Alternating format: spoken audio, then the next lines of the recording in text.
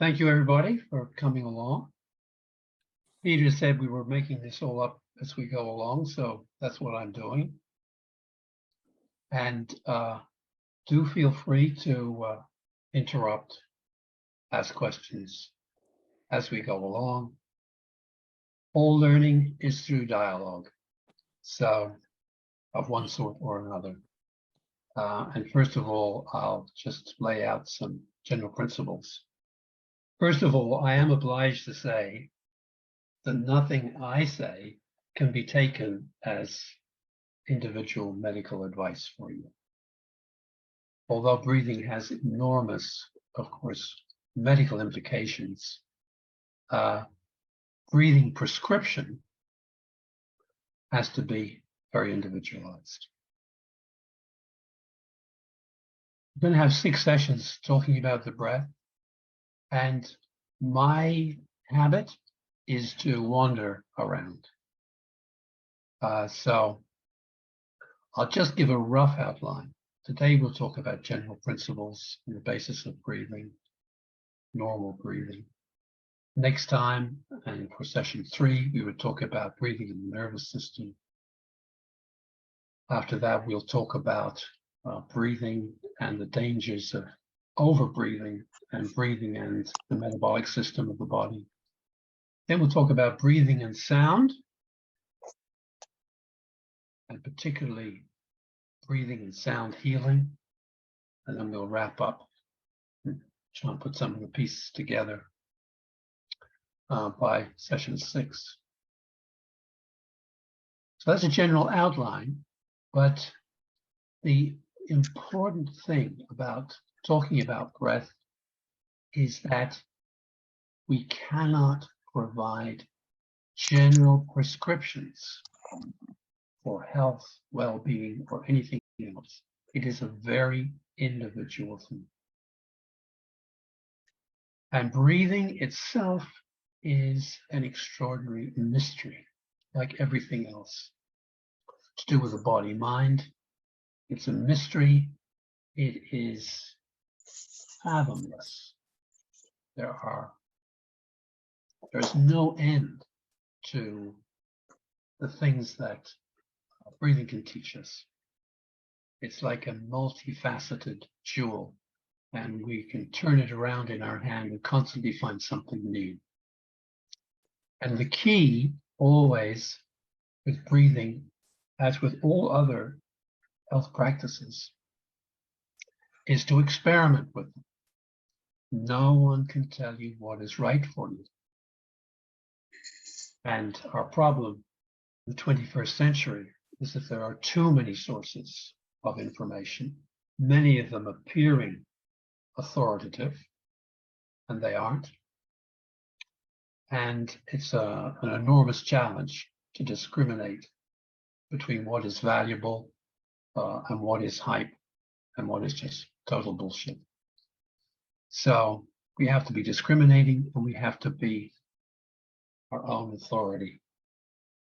Be your own authority. I tell a story about this. I'm going to start off with a story about being your own authority, because it is the most important thing that you could possibly remember in all healing endeavors. There was a guy called Gerald Epstein. Gerald Epstein. There's one of his books, Healing Visualizations. Gerald Epstein was a dyed-in-the-wool New York psychoanalyst, Freudian psychoanalyst. You know, lie on the couch 5 times a week for 5 years, and something will happen. Well, what usually happens is the analyst gets rich. And I'll say no more. But Gerald Epstein was a dyed-in-the-wool Freudian analyst. He goes on holiday to Jerusalem. A friend says, I know this young man who had terrible chronic depression which nothing could cure. And he went and saw this woman called Madame Abulkar Muscat. And he was cured in a small number of sessions. Oh, Epstein says, well, that's very interesting. I'd like to go and chat with her. He goes and sees her. She sits him down. She says, well, tell me what you do. Oh, well, he said, look, psychoanalysis is like this. Freud said it was like having your patient sit in a train and watch the scenery go by. And they just watch the scenery, they comment on the scenery, and occasionally the analyst will comment on the sort of scenery that they are observing. Oh, so Madame Abelkar-Muscat says, well, which way was the train going? Oh, Epstein says, well, oh gosh, didn't think of that. Well, look, it must be going from left to right. Ah, says Madame Abelkar-Muscat. It's going from left to right. She said, well, what if it went up? Now, when he heard her say, well, what if it went upwards? He had one of those extraordinary turnarounds in consciousness, which completely revise your worldview. And to cut a long story short, he gave up psychoanalysis and studied healing visualization with her and wrote books about it. And they're quite unusual books. If you know anything about healing visualizations, a lot of books on it. They're rather unusual. And visualizations, which she taught him, are rather unusual. Anyway, at the end of her life, he goes to visit her again in Jerusalem, and she's dying, and he does that classic thing. Well, you know, what advice have you got for me? How could you sum it all up? She says, be your own authority. Be your own authority. And that is the bottom line. We should be our own authority and follow what our intuition and what the body sensations tell us is right. What our intuition and the bodily sensations tell us is right. And that usually follows the pleasure principle.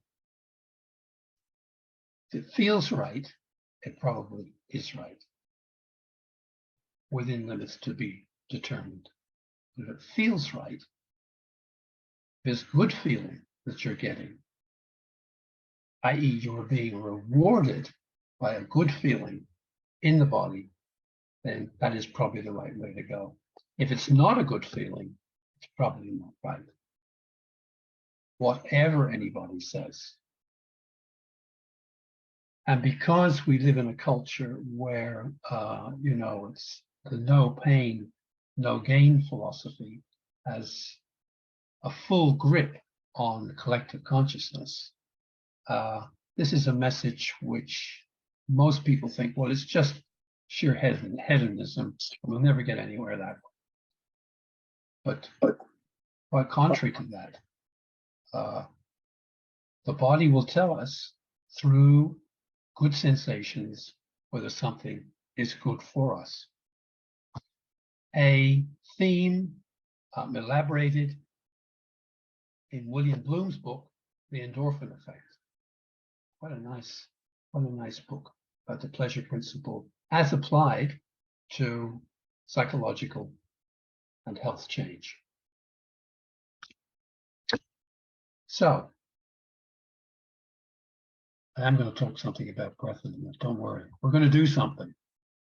But first of all, I'm just going to make some one or two very important points.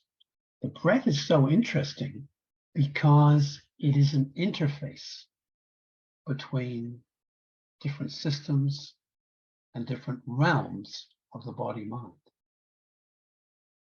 First of all, it's an interface between the conscious and the unconscious mind. The interesting thing about breath is we don't have to think about it. It happens. The breath happens. That's very important. It's very important to know that the breath happens like everything else that happens physiologically in the body and in the brain. It's just happening. We don't have to be in control. But we can control it. And so it's a very interesting interface between the conscious will and the unconscious, between control and letting go. And that's super important. When it comes to our breath practice, can we distinguish between wanting to control the breath and letting the breath be? And what is that interface? It's also the interface between the sympathetic nervous system, the part of the nervous system which gets us going, which is also the flight axis of the nervous system, and the relaxing part. And we shall start tackling that next time. How the breath is the key in balancing the nervous system. And that's extremely interesting. So that's another interface. And interestingly, finally, it is also an interface between the upper body and the lower body. And the diaphragm, which we shall be exploring in a moment, is a complete partition between the lower body and the upper body. And this is rather important. It's a complete partition apart from some holes to let through some blood vessels and the digestive tract. But the upper and the lower are sealed off from one another. And that in itself is important because the diaphragm communicates with the upper body and the lower body in various ways. And we'll be talking about that when we come along to breathing practice. Now, the lower three energy centers in the abdomen, Muladhara, Svadhisthana, and Manipur, they all have to do with supporting us, energy and support, basic life support and energy. The upper three chakras, Anahat, Vishuddhi, Ajna, they have to do with contact, how we make contact with the world. So in the upper body, we're making contact with the world through the senses and through speech and reaching out with our hands. And it is the upper body which has the most sensitive skin, for example. The upper chest, the throat are the most sensitive areas in the body, to cold, for example. So this is an interesting interface. When we're working with the diaphragm, we are balancing support with contact. To make contact with the world, you have to have support. One of the bases of bioenergetic treatments, that you really stand in a way that is supportive and breathe in a way that facilitates flexible, stable support. We should do a little bit of that. I'm not sure quite how well this will go on Zoom, but we'll try and do a little bit of that today. Okay. Now, we have to do a little bit of boring anatomy. I'm sure most of you, all of you, are very familiar with the anatomy of breathing.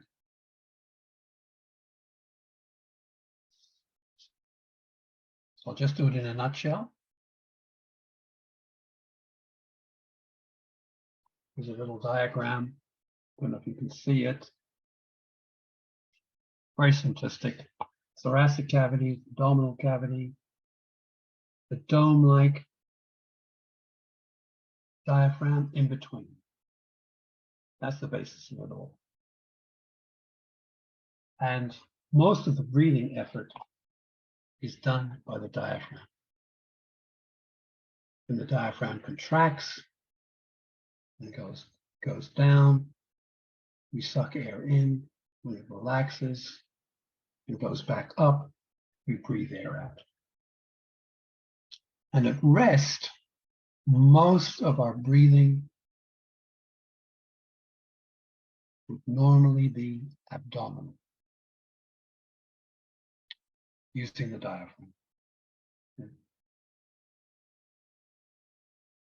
You may get a little bit of movement of the rib cage at rest.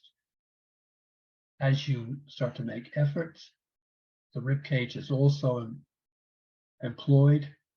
The ribs are lifted and they go out and up, increasing the volume of the chest and therefore sucking in air.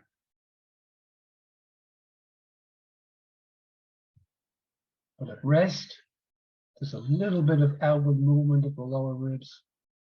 It's mainly abdominal, unless the breathing has been chronically disturbed.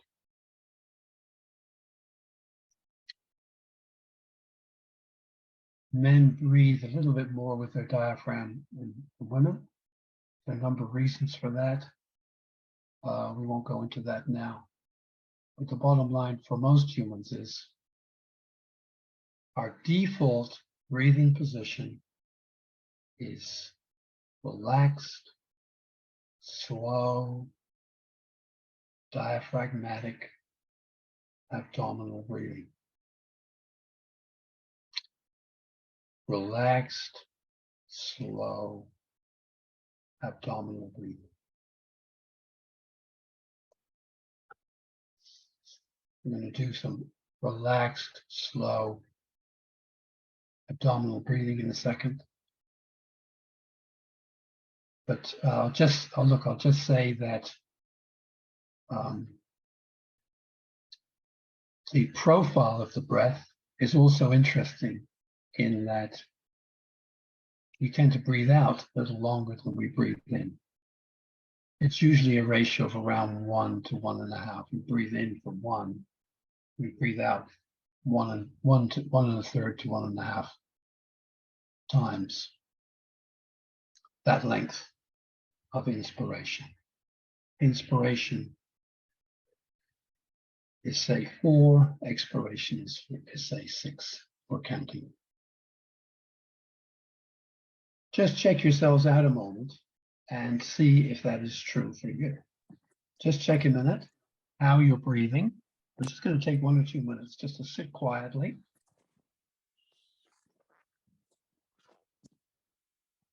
Check out the breath. Where is the breath? And we do this without judgment or expectation or any sort of preconception of how the breath should be. I've described a so-called normal resting breath. What is normal? Just check out what's happening with you. That's the important thing.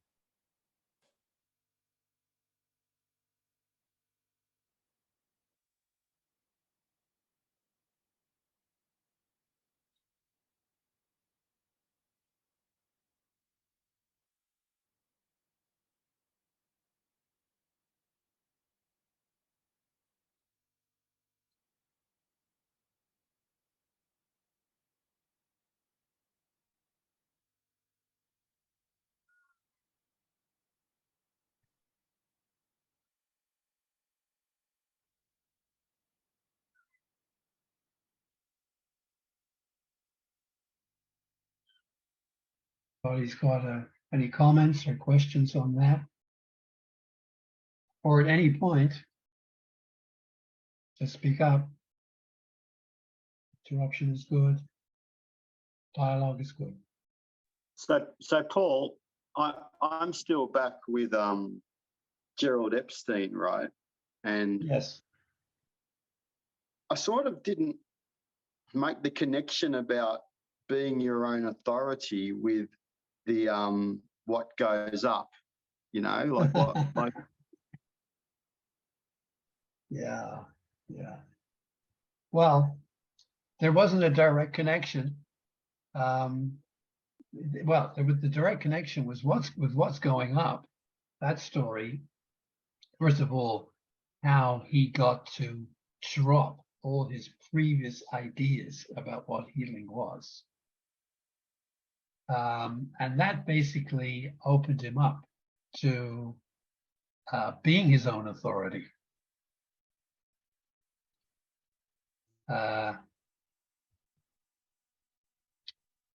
In the words of the fifth Zen matriarch, Seng San, the way is not difficult if you have no preferences. Just drop your opinions, is the advice. Just drop your opinions. So he dropped all his opinions about psychoanalysis because he had a revelation, you know, he had a revelation. Something not accorded to most of us, to have a life-transforming sudden insight in which we, you know, have a blinding flash of insight and change our lives. But you can bet your bottom dollar that he actually had been unhappy with his work probably for some time. People don't tend to have blinding flashes on the road to Damascus if they've been totally happy and content with what they've been doing. Yeah, thanks. That's I can see that the connection. Yeah, the connection more there. That's okay. That's helpful. Okay. And we were just observing our breath, really. You know, like they don't need to be in and out of the same thing. It's just noticing where your physical breath is. Yeah, absolutely. And this brings another important point, or a complementary point, which is that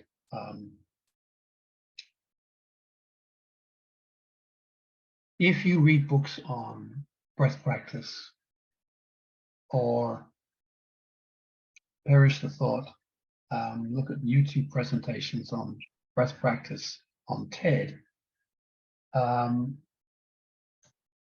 they are generally prescriptive. That is, you know, you do this and you will receive the following results, or do this, follow this formula. And look, that's fine, as long as it's done in the spirit of experimentation. I'll do this, but I'll be very clear and careful about how I reflect upon the experience, what it has done for me, especially with regard to what my body is saying about it. What is my body saying about that experiment we've just done? So sensing comes before doing. Sensing comes before doing. And in breath practice, sensing comes before doing the breath practice. We're sensing before we do. Or we're sensing just ahead of what we're doing, bearing in mind that sensing gives us the information we need to proceed. We're not importing formulas from outside, from someone else's authority. We're constantly sensing what our breath experiments are doing for us, or not doing for us.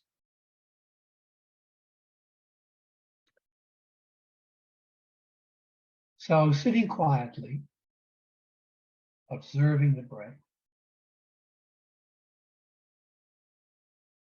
being relaxed, and allowing the breath to settle without expectation, judgment, or preconception. And to do that,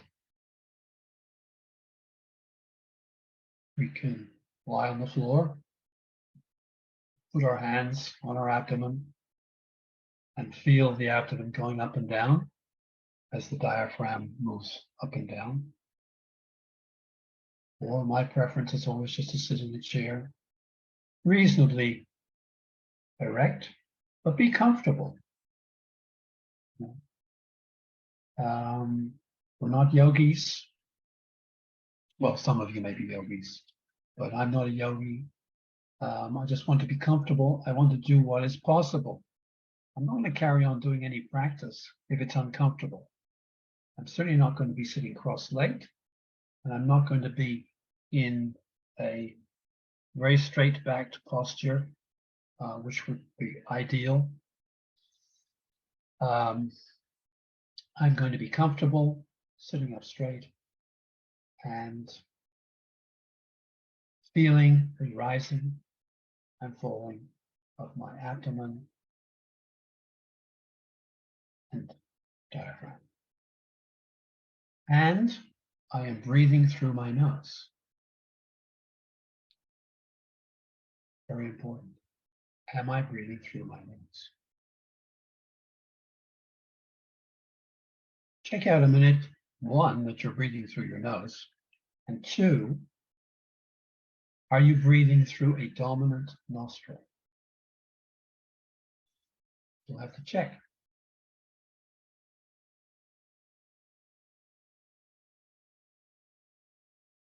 Which is the more open nostril?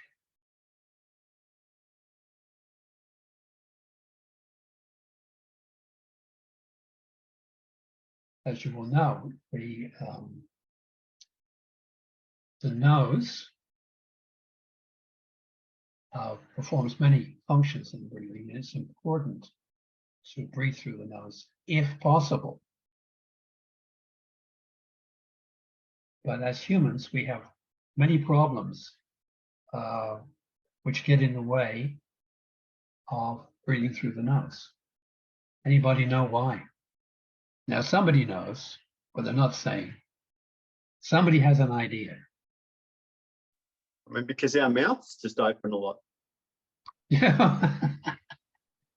And that is one very good reason, Adrian. We do open our mouths far too much. We talk a lot. Did I hear somebody else say something? Oh, I was going to say we can have illnesses or inflammation in our nose, hay fever, colds, which prevent. Yes, we have a lot of nose problems. Let me address the talking issue first of all. Research here is very interesting. If you're a social extrovert, on average, well, guess. I might have come out with this figure before, anybody who's heard me talk before. But guess how many words the average social extrovert produces every day? 10,000? 10,000? Do I have any other offers? You're courageous. You come up with a figure. Like in hard quiz, you got to get in there. Yeah. When there's a tiebreaker, you just got to come up with a figure on some sort of subject which, nobody knows the real answer. But I do know the real answer because the research, and of course the research is never wrong, knows the answer. Now, Adrian had an answer. Adrian, you've got an advance on 10,000. No, going to Catherine. Yeah, I've got no idea. I'm in the not knowing phase, Paul. Excellent, Adrian. Allow me. Oh, Yeah. okay. That's the right answer. We don't know. No, but we don't know. But the research is 36,000. Wow. 36,000 words. Can you believe that? I mean, that is mind-boggling. what could you possibly have to say? I mean, that's a third of a decent novel. You know, it's about a quarter of, I don't know, maybe a fifth of War and Peace. I mean, that's nuts. 36,000 words. The average introvert produces about 12,000. If you're producing 36,000 words, you're breathing through your mouth a lot. So, and that is one of the reasons why people get panic attacks from public speaking. Because they have to project their voice. They're producing a lot of words. And they have to breathe deeply to produce and project those words. And that causes a problem of overbreathing, which we shall address later in this course, which is a major problem in health and in anxiety. So we need to breathe, be careful to breathe through our nose when possible. Just the normal difficulty that the air has in getting through a normal nose slows the breathing down a little bit, which is generally good and helps the slow abdominal breathing. And as you know, it also filters out dust, microbes, etc. There's a great little book by James Nestor, Breath. It's all about the nose. He went around the world investigating the nose. And a lot of cultures emphasize the importance of breathing through the nose. And some cultures make a special point of making sure their children learn to breathe through their noses. Whatever.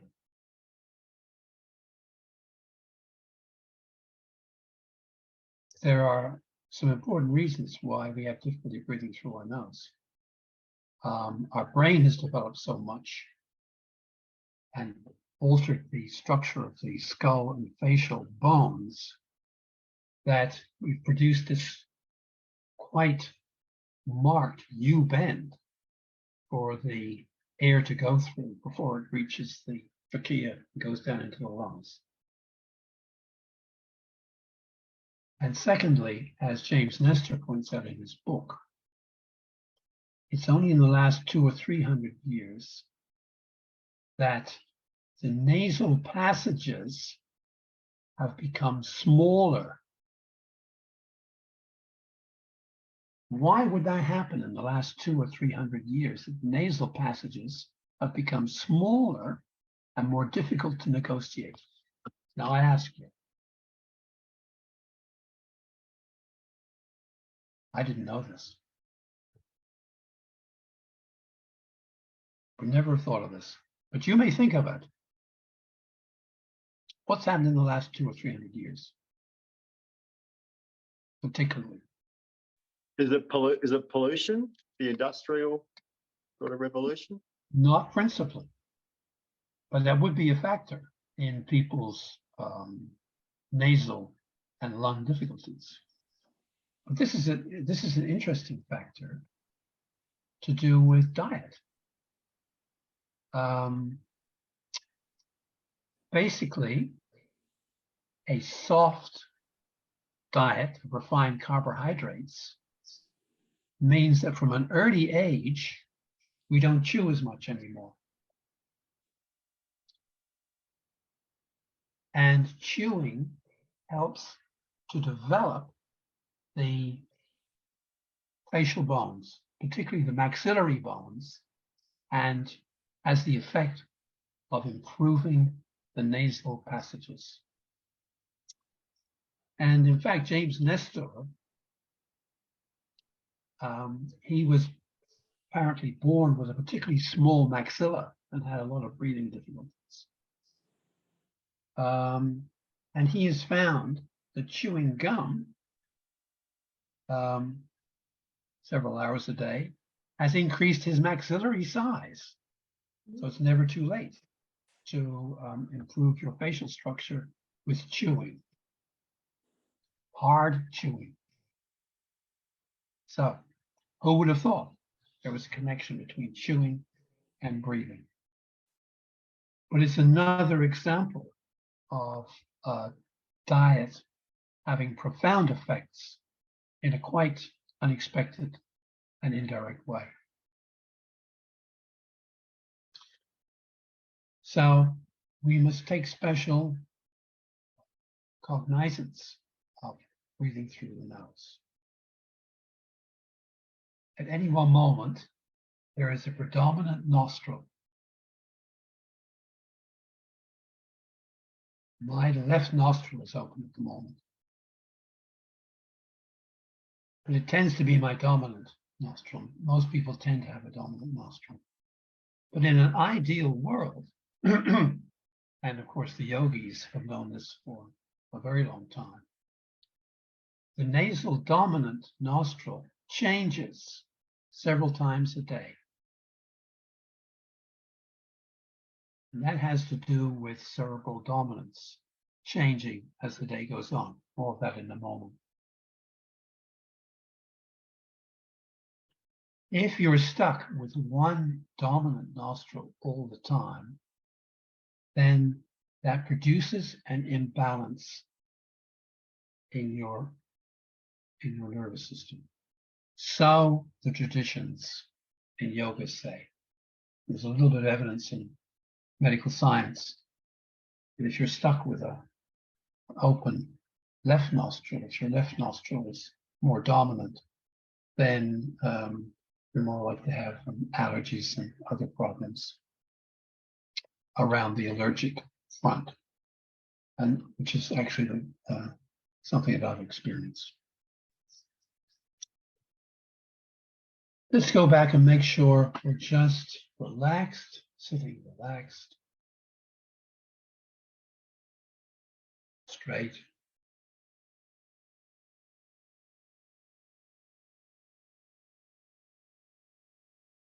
And we're dropping down.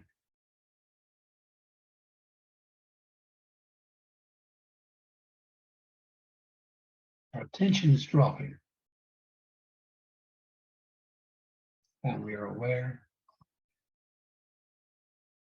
of dominant breathing.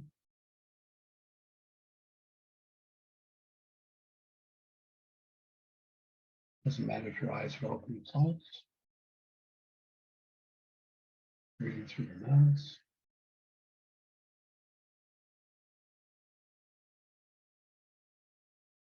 Put your hands on the lower rib cage at the side. Now, because I can't see myself here, I can't see what you can see, but down here and around there.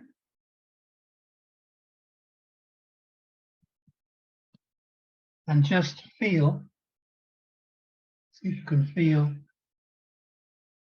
a little bit of movement of the ribs outward.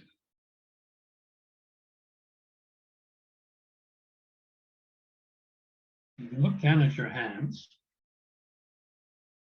see if they're going out or if they're also going up.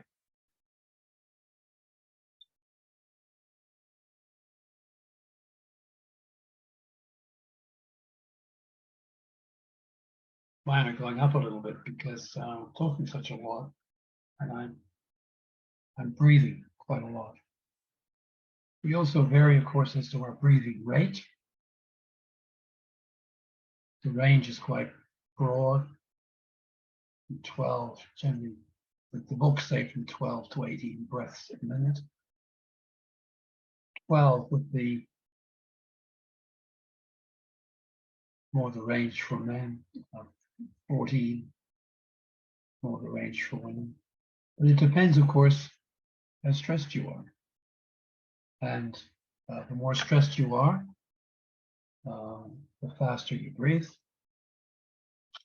And the more you recruit the rib cage in that breathing effort, even though your body may not be expending more energy, so you don't actually need more more oxygen. You don't need to get rid of more CO2. But that's part of the reflex. When you're stressed, you recruit more of the rib cage moves, more of the rib cage moves out and then up, out and up. So you're breathing more deeply. So with stress, you breathe more deeply, you breathe more rapidly. And expiration matches more inspiration with regard to timing.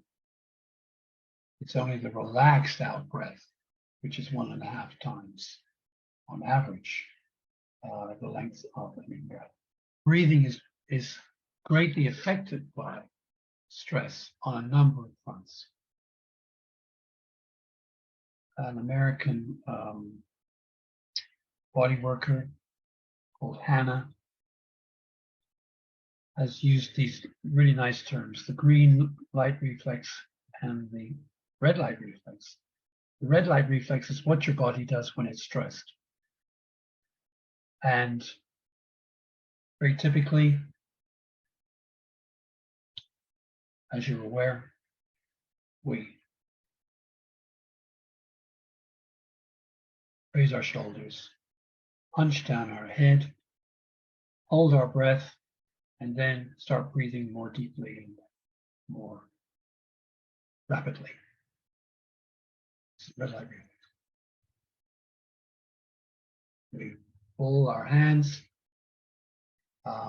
tense our back muscles and neck muscles, all in preparation for taking off or freezing.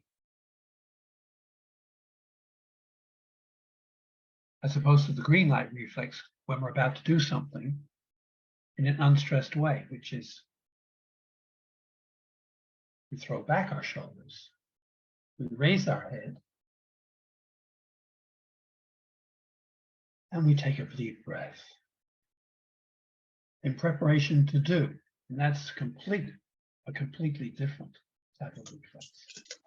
It opens the breath, prepares for action. But unlike the red light reflex, it doesn't constrict the breath and pull the shoulders up. So when we're trying to, as you know, when we're trying to let down, relax, and open the breath, the most important part is to drop the shoulders. Drop the shoulders and make sure that the neck is free. Do an arm roll or two. Take a deep breath and relax. And that is the default breath. Sit up straight, relax the shoulders, release the neck. Take a deep breath to start, letting out. Preferably making a sound. Ah. And then dropping our breath to slow abdominal breathing. Dropping our awareness to our lower abdomen and diaphragm. Sorry, to our abdomen and diaphragm. And just watching the breath without judgment or expectation. That is the default breath. And that is the most important thing to do in breath practice. Whatever else you're doing the default, relaxed, slow, abdominal breathing is king and queen of breathing. It is the yin and the yang. Ideally, in stress management, and I'm finishing up with this point. there's something called the ultradian rhythm. The ultradian rhythm is the body's natural desire to have a little break, 15 to 20 minutes, every 1.5 to 2 hours. That's the way our physiology works. The brain and body need a reset every 1.5 to 2 hours. Super important. To reset, there has to be a period of relaxation. The body signals that it needs this by saying, have a snack or a drink. Or you just find yourself getting a little bit sleepy and drifting off and imagining, what you're going to have for tea tonight or your next holiday, or wouldn't it be nice to be out of wherever I am. The ultradian rhythm, if you were a worker in the Middle Ages, you naturally took these breaks. It's part of natural routine. With industrialization, the ultradian breaks were written over, but reinstated in more enlightened workplaces as the mid-morning smoke-o and the mid-afternoon tea break. So these are naturally timed breaks, which were enshrined in normal workplace practice. This doesn't seem to happen anymore, very much. And people tend to work through, whether they're in a workplace or in their own home or whatever, they work through and ride over these ultradian rhythms. That is the absolute worst thing you can do for your health. And we'll come back to this, the ultradian rhythm business, because this is so important. Becoming aware of when you need one of these natural breaks, and lunchtime would be another one, of course. And having a little sleep after lunch would be a major reset for your day. The archetype of the modern worker is someone in an artificially lit office in front of a computer who has their lunch while continuing to work on their computer, their lunch consisting of a Chico roll, a cup of coffee. How to wreck your health with no difficulty whatsoever. So the ideal thing to do during an ultradian break is to do the default breath. Only have to do it for a couple of minutes. Then you can have a drink, drift off, and see what your unconscious mind has got to tell you today. But start the ultradian break with a couple of minutes of default breathing. Or 30 seconds, or whatever is possible. It mustn't be unpleasurable, whatever seems right for you. What your body is saying.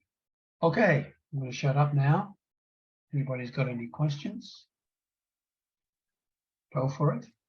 Yeah, I've got a couple of questions, Paul. Sure. So what I heard from that ultradian sort of rhythm is it's just more relaxed breathing. Is that right? That's how my brain's understood what you've said. It's just allowing this body to be much more relaxed and letting the natural flow come through. Is that Absolutely? Is that what you're saying? Absolutely. It may feel strange to do relaxed, slow abdominal breathing.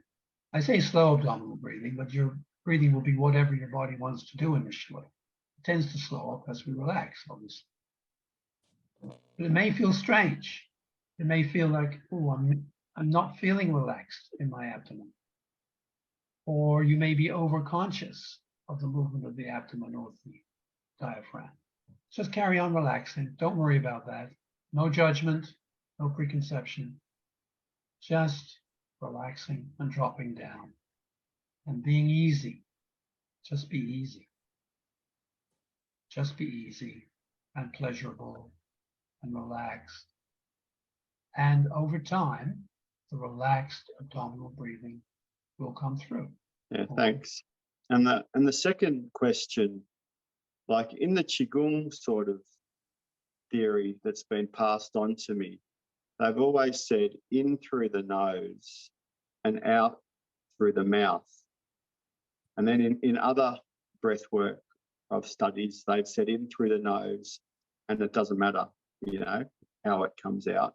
Have you, what's your learning, or what's your personal experience shown? For me, in through the nose and out through the mouth is too complicated. It introduces something which I have to be aware of. I have to make sure I'm breathing through my nose in, I'm breathing out through my mouth. So for me, that's a little bit of an obstruction to relaxing. It may not be for some people. My preference is breathing in through the nose and out through the nose. And the way I was taught by Sri Balaratnam, definitely in through the, never breathe through the mouth. Okay, thanks. But I understand that there is that tradition. I cannot comment further on that. Yeah, I mean, the tradition comes from the story of in from heaven and out to earth. So it could have been good marketing, you know, that they've used it for. But I've found in through the nose and out through the nose easier too. You know, just because for that same reason, it's just less to think about, and it's nice to remember to keep the mouth a little bit more shut as well. Yeah, that's right. It's useful to remember to keep the mouth shut. That's true. Yeah. Thank you.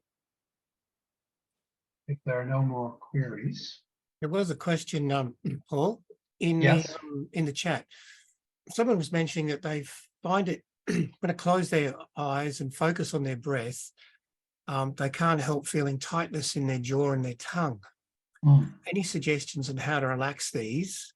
And they said they've tried to wiggle their lower jaw and attempt to relieve this,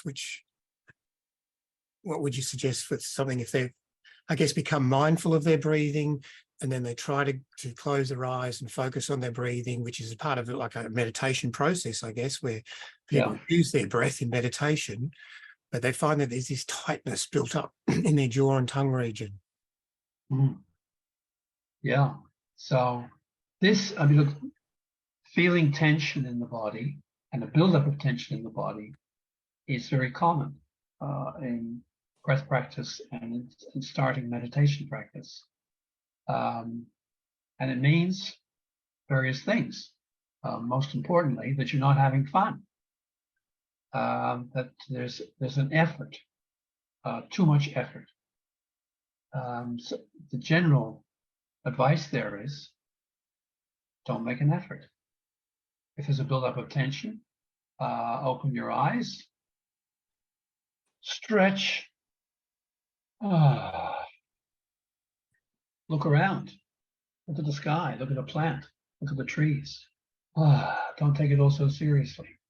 And just go back to the breath, see how it feels. As soon as there's a buildup, stop doing. I mean, in Zen, of course, they would say, oh, look, just stick with it. You know, just go with it. The muscular control of uncompromising Zen sitting. And some people get breakthroughs that way. You know, things become so painful, so difficult that a switch happens and they enter bliss and enlightenment. Ooh, I'm not made of that stern stuff. That is for sure. So I say, there's a buildup of tension, and whatever the practice is, take a break, stretch, breathe, open the senses. Something we'll be talking about next time, opening the senses, and maybe return to the practice if you wish, but don't get, obsessed with it. Okay. Has anybody else got any other questions they can put in the chat, or they can come online, ask the questions?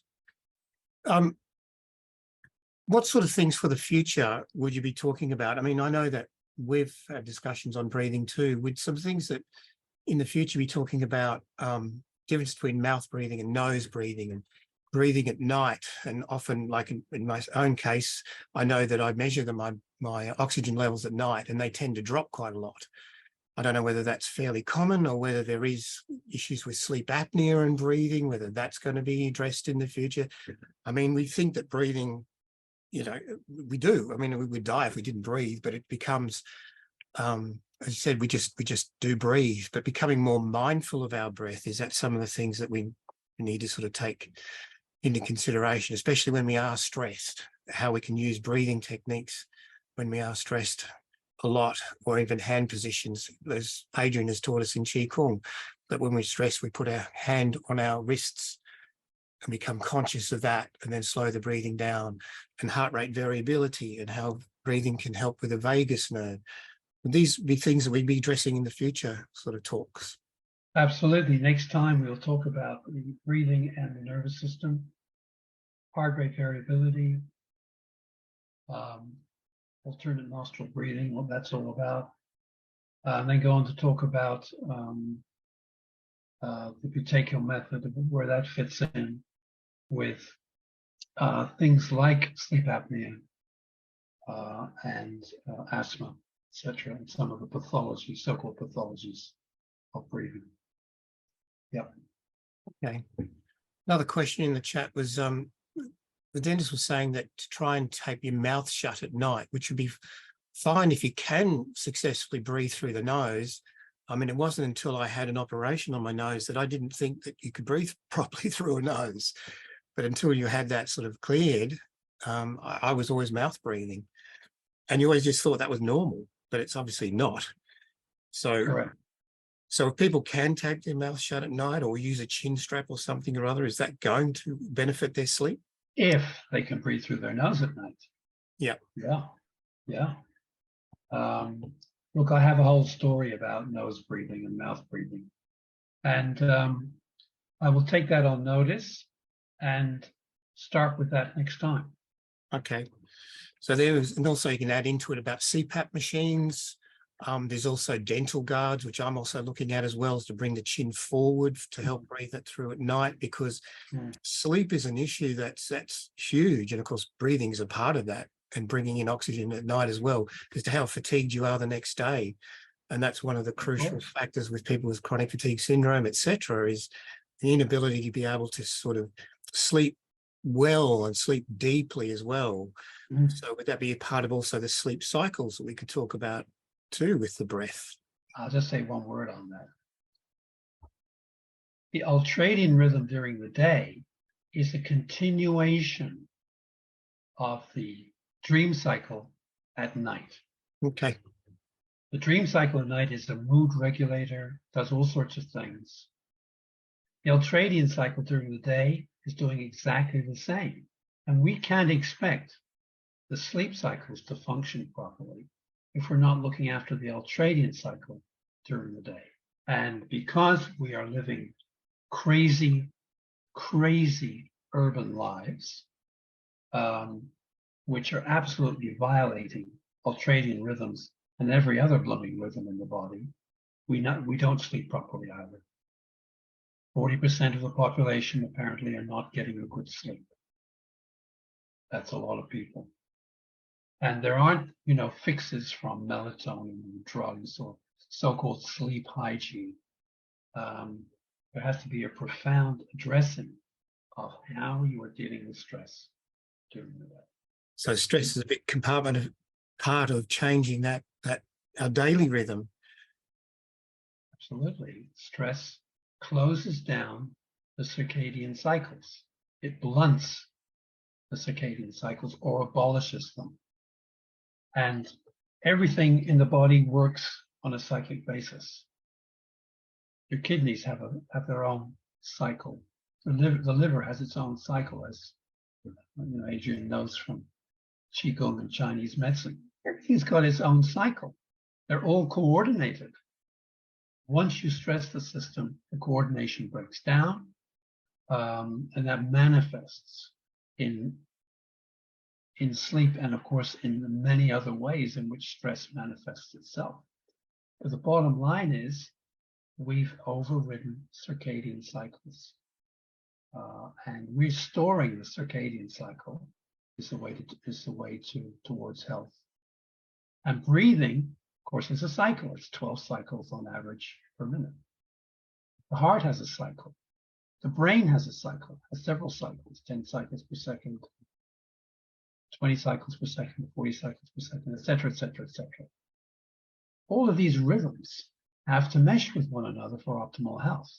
Once they break down and become discoordinated, that is ill health. Okay. It's my story, and I'm sticking to it.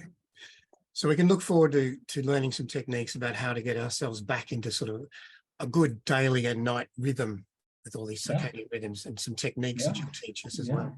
But I told you today what to do. Yep. Excellent. Look for the ultradian rhythm. See if you can identify it, and when you do, go with it. Yep. Any other questions from anybody else, or shall we wrap it up for today? And we'll look forward to next week as well. We'll dive deeper into all of this. Dive deeper. Dive deeper. Yep. And do more practice and training as well. Sure. Everybody's very quiet.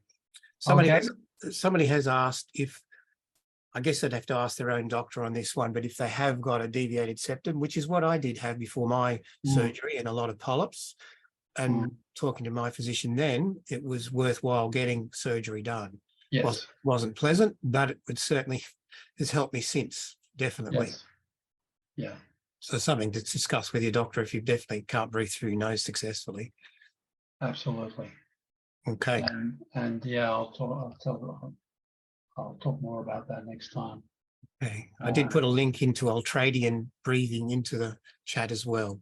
Just one I found, but there's plenty online all about that. Something new that I hadn't heard of before. Very good. Excellent.